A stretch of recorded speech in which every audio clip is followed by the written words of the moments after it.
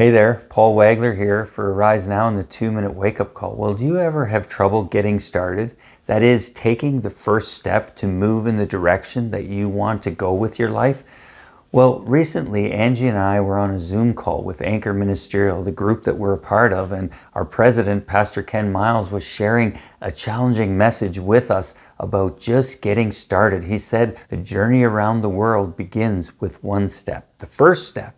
And so that's the same in your life and mine, that when we want to move in a certain direction, it begins with one step, the first step, and the key is getting started. Well, I've realized as a person who has some organizational and administrative gifts, and so I like to plan out things and I envision how they might turn out, and I've realized that most, if not all the time, they never turn out exactly the way that I thought that they would.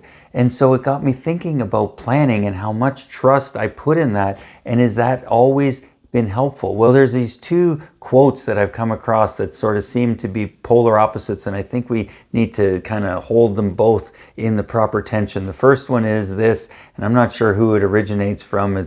If you fail to plan, you plan to fail. So it highlights the importance of planning. And then the other one that I came across more recently is from an author named James Clear, and he says this. He says, planning can be a form of procrastination. You know what procrastination is? That's when we put off to tomorrow what we can do today. Well, what can we do today? It's get started. It's taking the first step. And I've realized that in my life, I don't want to come to the end of it and realize that I have lots of good intentions left. No, I want to fulfill all of the purpose that God has for me. I don't want to come to the end and have all these unfulfilled dreams and things that I never tried because I never got started. And so what are the dreams in your life? What are the visions and the desires of your heart that you feel that God has put there and that you need to begin to move towards by taking the first step? Well, I want to invite you to join with me on that journey of taking the first step and seeing what God can do as we walk with Him.